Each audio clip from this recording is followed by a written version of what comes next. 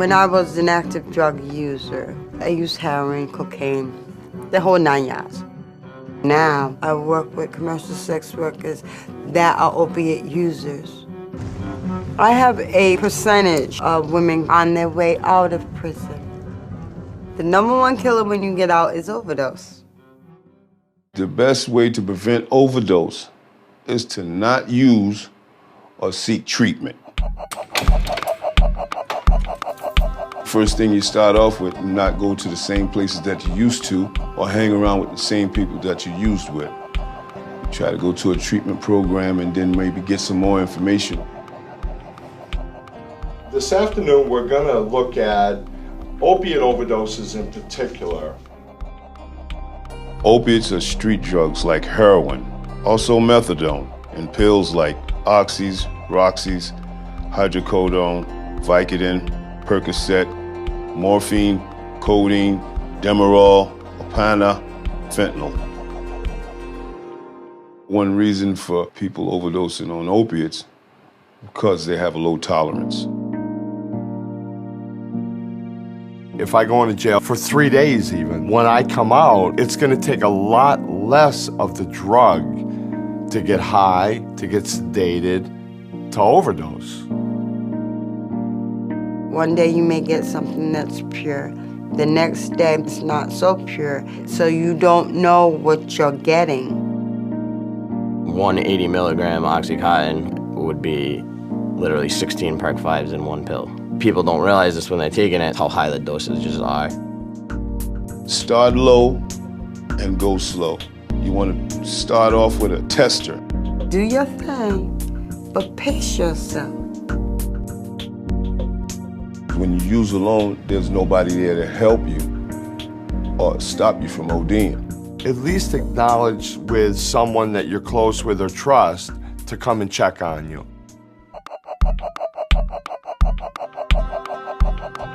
A lot of people mix drugs, maybe drugs with alcohol or other drugs. Those mixes magnifies the drug itself. So it's not like 1 and 1 is 2. It's like 1 and 1 is 5 or maybe even 10. Alcohol, for example, benzodiazepines, Valium, Xanax, Klonopin are also a deadly combination. They slow your breathing down. A lot of the overdoses have cocaine in them. It doesn't level it off, it just taxes your body. So what does an overdose look like? They go out, and you think they're in a nod, but their skin color will change. The lips start to turn blue. The shallow breathing. The media portrays overdoses to happen like that, very quickly.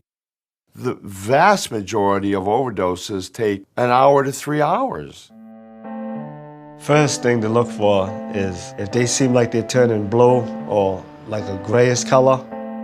Their breathing has really, really slowed down a lot. They may sound like they're snoring. What they're doing is trying to take a breath. And people are just very unresponsive. What are some of the street myths about how to respond to an overdose? Milk. Milk shots, Milk salt shots. shots. Put ice down their pants. If you can get them into a Get them shower. in the shower. Those street myths are all a waste of very valuable time when somebody's life is on the line. You do a chest noogie and somebody doesn't respond, what do you do next? One of the first things is call 911. Get somebody there to help you. Call 911 first and foremost. Let them know that you have someone who's not breathing. Give them the address and, you know, that's all you really need to discuss with them. In some cases where this may happen, everybody in that room is scared to death to call 911. There might be too many drugs, you might be wanted. The person's life needs to override the fear. Response time for 911 is not like instantly. Like you can call and clean up your situation. After you dial 911, you want to try to help them breathe.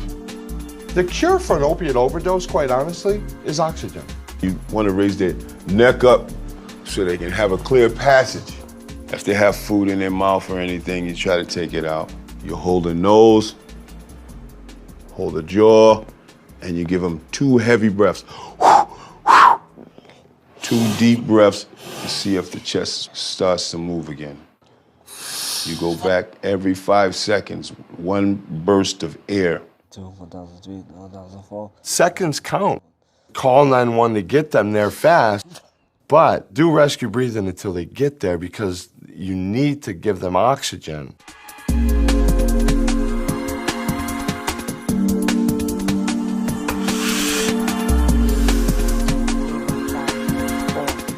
And you keep doing it until they can do it on their own. You continue rescue breathing for at least 30 seconds. If that doesn't work, then it's time to use the Narcan. If, for whatever reason, you may have to leave somebody, whether that is to run and call 911, or if it is to run and get the Narcan. So what you do is you put someone, what we call in a rescue position. Take the arm over here and you turn someone on their side.